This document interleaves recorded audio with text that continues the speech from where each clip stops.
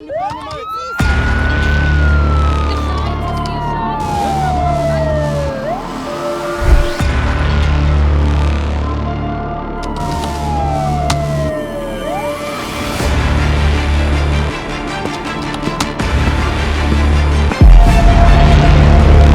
защиты России и нашего народа мы, безусловно, используем все имеющиеся в нашем распоряжении средства. Это не блеф. 안녕하세요. SBS 김수영 기자입니다. 러시아가 우크라이나를 침공한 지 7개월이 지난 지금 전쟁의 전개 방향은 완전히 바뀌었습니다. 우크라이나는 북동부 전선에서 하르키우주 대부분을 되찾는 데 성공했고 러시아는 방어선이 급격하게 허물어지면서 후방으로 밀려나고 있습니다. 마음이 급해진 러시아는 부분 군 동원령으로 부족해진 병사들을 채우려고 시도하고 있습니다.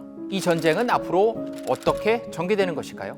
국내 언론 어디에서도 볼 수 없는 단독 인터뷰로 이번 전쟁의 전개 방향을 낱낱이 분석해 보겠습니다. 푸틴이 궁지에 몰리면서 러시아에서 나오는 위협의 수위는 점점 높아지고 있습니다. 푸틴 대통령은 자국 영토가 위협받으면 모든 수단을 동원하겠다고 위협한 데 이어 푸틴의 최측근인 메드베데프는 전략 핵무기를 포함한 어떤 무기든 쓸 수 있다고 엄포를 놨습니다. 그런데 이런 러시아의 말폭탄을 호지스전 사령관은 절망감의 표현이라고 해석했습니다. What comes out of the Kremlin these days are even more exaggerated fairy tales than what they normally do. And it's a sign of the desperation. But 러시아가 핵무기를 실제로 사용할 가능성은 없을까요? Do you think Russia can actually use tactical nuclear weapons against Ukraine? Well, yes, of course they could, but I think it's extremely unlikely. 실제 가능성이 극히 낮다고 한 이유는 일단 핵을 사용하는 순간 미국이 대응하지 않을 수 없다는 걸 러시아도 알기 때문이라는 겁니다. Because if they did use one, it would be impossible for the United States to not respond. The effect of a U.S. response would be devastating for Russian forces. 핵을 가진 북한 같은 나라들이 지켜보고 있기 때문에 미국이 그냥 넘어갈 수는 없다고 설명했습니다. North Korea is watching, China is watching, Iran is watching, Pakistan is watching. That, if the U.S. doesn't respond, then maybe they could also. So this has implications way beyond Ukraine. 그래서 바이든 대통령은 푸틴이 핵을 사용하게 되면 전쟁의 양상이 완전히 바뀌게 될 것이라고 공개적으로 경고했다는 겁니다. And that's why my president, I think, has made it very clear publicly. I think the Kremlin knows this. That's the last thing they want is to have a direct conflict with the United States. 그렇다면 최악의 상황에는 미국도 러시아에 핵 대응을 한다는 의미일까요? I expect that the Pentagon will have prepared a list of options for the president, the full range of possible responses and the risks and costs associated with that. 지금까지 러시아는 이번 전쟁을 특별 군사작전이라고 불렀습니다. 우크라이나의 무장 해제, 탈나치화라는 자신들이 설정한 목표를 달성하기 위해 제한적인 군사작전을 하고 있다는 얘기였습니다. We call it a special military operation because the purpose of this operation is not about having war with Ukraine. It's about protecting a part of Ukrainian population against the military operation by the Ukrainian authorities. 러시아는 우크라이나 동북부 전선에서 패배해 퇴각하는 걸 계획된 군 재편성이라고 주장한 바 있죠. Some regrouping of Russian military force at a certain moment is needed in order to make this operation more efficient and more resultative. I'm just so tired of the Russian propaganda and their lies that they spread to their own people. We're losing, we're retreating, our men are being killed by the hundreds on a daily basis. He cannot do that. 그런데 왜 총동원령이 아니라 부분 동원령일까요? I think it reflects the debate inside the Kremlin. You've got hardliners that are unhappy that the Kremlin, that Russian forces have not succeeded, and so I think The partial mobilization was trying to appease both sides. I think that this reveals the lack of coherence and unity inside the inner circle. 호지스 전 사령관은 러시아군은 군 동원령으로 억지로 30만 명을 추가로 채울 수는 있을 것으로 내다봤습니다. 하지만 사람 수가 중요한 건 아닙니다. 오히려 러시아군이 얼마나 엉망인지 드러날 수도 있다는 거죠. This is another manifestation of corruption. They will not have the ability, I think, to properly equip, house, feed, and train these soldiers. 차출한 러시아인들을 훈련도 얼마 못 시키고 최전선에 배치할 텐데 이는 사실상 살인 행위라고 목소리를 높였습니다. Some of them will be sent to the front after only a couple of weeks.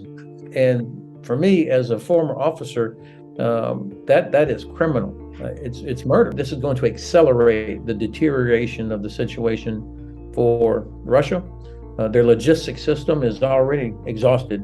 미군은 최소 10주의 기초 군사 훈련에 주특기 훈련을 추가로 받아야 부대에 배치될 수 있다고 설명했습니다. In the U.S. Army, the minimum, the absolute minimum for what we call basic training is 10 weeks. And that's to take somebody off the street who has joined the Army to transform them from civilian to new soldier, to become physically fit, to learn how to use their weapon, to know how to put on their equipment, to understand the rules and regulations. 그런데 이 군동은 독일군 태반을 상실했던 패전 직전 히틀러가 꺼내든 카드와 똑같았습니다.